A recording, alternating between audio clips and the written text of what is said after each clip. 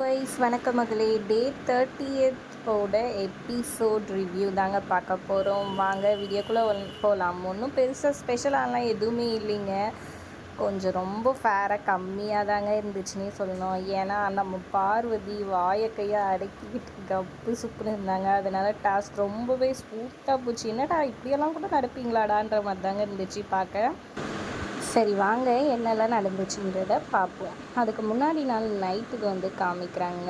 இங்கே திவாகரும் வியானாவும் சேர்ந்து பாட்டு பாடி அப்படி சந்தோஷமாக என்ஜாய் பண்ணிகிட்ருக்காங்க. அப்போ திவாகர் வழக்கம் போல் பிரியங்காக்கா வந்தாங்கள்ல கெஸ்ட்டு என்ன தெரியுமா சொன்னாங்க, நான் அவ்வளோ ஃபேமஸ் ஆகிருக்கணும் அப்படி இப்படின்னு ஓவராக சீனை போட, இங்கே இருக்கிற சில பைத்தியக்காரங்களுக்கு அது தெரியலம்மா, நான் என்னதான் சொன்னாலும் அதுக்கு ஒரு இது சொல்லுவானுங்க அப்படின்னு சொல்லிட்டு சொல்ல, கீழே பெருக்கிட்டு இருந்த பிரஜன் அவரை தான் சொல்கிறதா நினச்சிக்கிட்டு, இந்த பார் எதுவாக இருந்தாலும் என்கிட்ட ஸ்ட்ரைட்டாக போகுது, ஆம்பளையாக இருந்தால் நேராக சொல்லிப்பார் அப்படி இப்படின்னு சொல்லிட்டு அவர் பாட்டுக்கு பேச ஆரம்பிச்சிடுறாரு. நான் உங்களை சொல்லண்ணா, நான் சாதாரணமாக சொல்லிட்டு இருந்தேன் அப்படின்னு சொல்கிறாங்க. என்ன ஒன்று சொல்ல அப்படி இப்படின்னு சொல்லிட்டு இவர் ஒரு பக்கம் எகிற, இவர் பிரஜனை இவர் என்ன ஒரு மாதிரி இதுவாக பேசிகிட்டு இருக்காரு அப்படின்னு சொல்ல, உடனே இவங்க சாண்ட்ரா வந்துடுறாங்க. என்ன சொன்ன அப்படின்ற மாதிரி அவங்க ஒரு பக்கம் கோவமாக நிற்கிறாங்க. பாரு அண்ணே போங்கண்ணே வேணாண்ணே போங்கண்ணேன்னு சொல்கிறாங்க. என்ன வேணான்றா, அவனை ஒழுங்காக பேச சொல்லுன்ற மாதிரி பிரஜன் பிடிச்சிடும் அவ்வளோதான் அப்படின்ற மாதிரி ஒரு மாதிரி வார்த்தையை விட்டுறாரு. தொடப்ப கையில் வச்சுருந்து அப்படியே நீட்டி பேசிகிட்டு இருக்கிறாரு. அப்புறம் எல்லோரும் பிரஜனை கூப்பிட்டுக்கிட்டு வெளியே போய் பேசலாம், கெஸ்ட்டெல்லாம் இருக்காங்கன்னு வெளியே போகிறாங்க. அப்போ இவன் வந்துட்டான், இவன் இது பண்ணுறதுக்கு அப்படி இப்படின்னு சொல்லிட்டு வாடா போடான்ட்டு ஒரு மாதிரி தர்பூசணி பழம் எஃப்ஜேவை சொன்னனால எஃப்ஜே காண்டாயிட்டே நீ வாடா வெளியே அப்படின்னு அவர் வெளியே நின்று ஒரு கற்ற, இப்போ எதுக்கு நீ கோவப்படுறேன்னு சொல்ல, அந்த ஆள் தான் என்னை இப்போ வாடா போடான்னு சொல்லிட்டு சொன்னார், அதனால தான் நான் சொல்லிகிட்ருக்கேன் அப்படின்ற மாதிரி எஃப்ஜே ஒரு பக்கம் காண்டாயி கத்த. அப்புறம் அப்படி இப்படின்னு திவ்யா பேசி சால்வ் பண்ண பார்க்குறாங்க. பாருக்கும் அங்கே திவ்யாவுக்கும் ஒரு சின்ன சலசலப்பு முட்டிக்குது. அதுக்கப்புறம் திவ்யா, சுபிக்ஷா, வியானா 3 பேரும் மிட் நைட்டில் உட்காந்து பேசிகிட்டு இருக்காங்க. ஏன் இந்த விஷயத்த நார்மலைஸ் பண்ணுறீங்க, ஒரு ஆள் உங்களை யாருனாலும் இது பண்ண முடியல, அதை அவங்க அப்படி தான், அப்போ உங்களை விட்டுருங்க, நாங்கள் திருத்த பார்த்து விட்டுட்டோம் அப்படின்ற மாதிரி விட்டுறீங்கல்ல, அதுதான் தப்புன்னு சொல்கிறேன்னு திவ்யா சொல்லிகிட்ருக்க.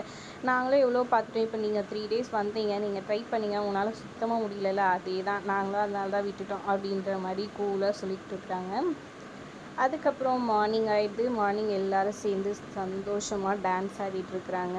ஒரு பக்கம் இங்கே நாய் கொலைக்குது, எஃப்ஜே தூங்கிட்டு இருக்கனால கொலைக்குது. கெஸ்ட்டெல்லாம் கூப்பிட்டு என்னது இது, உங்கள் ஸ்டாஃப்ஸ் எல்லாம் இப்படி இருக்காங்க, நைட் ஃபுல்லாக கத்துறாங்க அப்படின்னு சொல்ல, யாருமே சரியாக கேட்கல சார் அப்படின்னு சொன்னால், டூ சம்திங், ஏதாச்சும் பண்ணுங்கள், வீட்டை ஃபங்க்ஷனலாக வச்சிங்க, இப்படி உட்காந்துட்டு இப்படி தூங்கிட்டு இது பண்ணிகிட்டு இருந்தால் எப்படி இருக்குது, கொஞ்சம் கூட ஒரு கோஆர்டினேஷன் ஒரு எதுவுமே இல்லை அப்படி இப்படின்ட்டு திவ்யாவை ஏற்றி விட்டு அனுப்பிச்சிடுறாங்க. தீபக்கும் மஞ்சரியும் சேர்ந்து. இதனால் திவ்யா செம கடுப்பாகி ஹாலில் அப்படி டேபிளை தட்டுறாங்க. எல்லா டிபார்ட்மெண்ட் ஹெட்டும் வாங்கன்னு சொல்லிட்டு தட்டுன்னு தட்டுறாங்க. அப்புறம் மெதுவாக அங்கங்கே ஒருத்தராக வந்துட்டுருக்குறாங்க. உங்களோட டீம் மெம்பர்ஸ் எல்லாம் எங்கே அப்படின்னு சொல்லி கூப்பிட சொல்கிறாங்க. 5 minutesல எல்லோரும் இங்கே இருக்கணும் அப்படின்னு சொல்லி இது பண்ணிவிட்டு நிற்க சொல்லிட்டீங்க. பாருங்கள், நீங்கள் என்ன பண்ணுவீங்களோ எனக்கு தெரியாது, குளிப்பீங்க குளிக்க மாட்டீங்க, பல் தேய்ப்பீங்க, அதெல்லாம் எனக்கு தெரியாது, யூனிஃபார்ம் போட்டு ரெடி ஆகிட்டு இங்கே நிற்கணும் 5 minutesல அப்படி கண்ணி நிற்கல, அந்த டீமே மொத்தமாக தூக்கிட்டு திவ்யா கராராக சொல்ல, துஷார் நான் நேற்றே குளிக்கல, நீ குளிக்கணும் மேடம், உடனே பண்ணிட்டு வர முடியாதுன்ற மாதிரி சொல்கிறாங்க. அதெல்லாம் எனக்கு தெரியாது, நான் பேச மாட்டேன், நான் கேட்க மாட்டேன்னு சொல்லிட்டு கோவமாக போயிட்டே இருக்காங்க. இதனால் துஷாருக்கும் திவ்யாவுக்கும் கொஞ்சம் கிளாஷஸ் ஆகுது. இவங்களுக்குள்ள கிளாஷஸ் போயிட்டுருக்கு. எல்லாம் திவ்யா ஆஷா கத்தி கூப்பிட்டது பேசினதை பற்றி எல்லாருமே ஒரு மாதிரி இது பண்ணிகிட்ருக்காங்க. அப்புறமா ஸ்டார் கொடுக்கறதுக்காக கெஸ்ட் எல்லாம் உட்காந்துட்ருக்குறாங்க. ரொம்ப நல்லா இருக்குனால நான் சும்மா சொல்ல மாட்டேன், நீங்கள் ரொம்ப கொஞ்சம் கூட ஒரு கோஆர்டினேஷன் இல்லை, ஒரு டீம் ஒர்க் இல்லை, எதுவுமே இல்லை.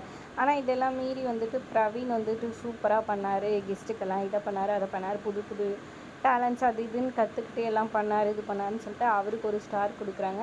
அடுத்ததாக மஞ்சரி போயிட்டு சுபிக்ஷாவுக்கு ஒரு ஸ்டார் கொடுக்குறாங்க. சுபிக்ஷாவுமே சூப்பராக பண்ணாங்க, நிறைய நல்லா பண்ணாங்க அப்படின்ட்டு அவங்களுக்கு ஒன்று. அடுத்ததாக என்னதான் கிச்சனில் இருந்தாலும் எங்கள்கிட்ட கோஆர்டினேட் பண்ணது, எங்களுக்கு பரிமாறினது, பேசுனது எல்லாமே வியானா நல்லா பண்ணாங்க, அதனால அவங்களுக்கு இன்னொரு ஸ்டாருன்னு சொல்கிறாங்க. அப்புறமா செக் அவுட் பண்ண போகிறேன்ற மாதிரி பிரியங்கா சொல்ல, வடை செய்கிறாங்க வீட்டில், சாப்பிட்டு போயிட்டோமா பிக் பாஸ் அப்படின்னு பிரியங்கா கேட்க, வடையோடு சேர்த்து தோசையும் சாப்பிட்டு போங்க அப்படின்னு சொல்லிட்டு பிக் பாஸ் கலாய்ச்சி விட்டுறாரு. அதுக்கப்புறமா பாட்டு பாடி கூட்டிகிட்டு போகிறாங்க இவங்கள. ஒரு பக்கம் வெளியே இருக்க சபரியை வந்துட்டு கலாய்ச்சிட்ருக்காரு நம்ம தீபக். பாட்டிலே வந்துட்டு அவருக்கு அட்வைஸை பண்ணிகிட்ருக்க மாதிரி இருக்குது. இன்னொரு பக்கம் திவ்யாவும் பாரும் பேசிகிட்டு இருக்காங்க. நம்ம இதுக்கு மேலே காம்ப்ரமைஸ். பாரு அப்படியே பொறுமையாக பேசுகிறாங்க, நல்லா டாஸ்க் பண்ணுன்ற மாதிரி. இப்படி பண்ணலாம், அப்படி பண்ணலாம், இது பண்ணலாம், நம்மளுக்குள்ளே கிளாஷஸ் வேணாம், அப்படி இப்படின்னு சொல்லி பேசிகிட்டு இருக்காங்க. ஆனாலுமே இன்றைக்கி திவ்யா கொஞ்சம் எகிர்ந்த மாதிரி தான் தெரிஞ்சிச்சு. அவங்களுக்குள்ள கிளாஷஸ் திரும்பியும் வந்துக்கிட்டு தான் இருந்துச்சு. இங்கே பார்த்திங்கன்னா பிரவீன் தீபக் வந்துட்டு சபரி இந்த போஸ்ட் பண்ணுவார், அந்த போஸ்ட் பண்ணுவார், 5 செகண்ட்க்கு ஒன்ஸு அப்படின்னு சொல்லிட்டு போஸ்டர்ஸ் வந்துட்டு பண்ணி காமிச்சிட்டு இருந்தாங்க. அப்புறம் கெஸ்ட்டு சொல்கிறாங்க, எந்த இடமும் அவ்வளோ க்ளீனாலாம் இல்லை, எல்லாத்தையுமே வந்துட்டு நாங்கள் சொல்ல வேண்டியதாக இருக்குது. பாருங்கள், தண்ணி கொடுத்தாங்க, கிளாஸ் இங்கேயே வச்சுட்டாங்க, இது கொடுத்தாங்க, இது இங்கேயே வச்சுட்டு போயிட்டாங்க. இதெல்லாம் நாங்களே கேட்டு கேட்டு கேட்டு எல்லாத்தையும் பண்ணுற மாதிரி இருக்குது. நீங்களாக டக் டக் டக்குன்னு பண்ண வேணாமா அப்படின்ற மாதிரி பிக் பாஸ் ஒரு பக்கம் ரொம்பவே இதுவாக சொல்லிடுறாங்க. இதனால் திவ்யா ரொம்பவே அப்செட்டில் இருக்கிறாங்க.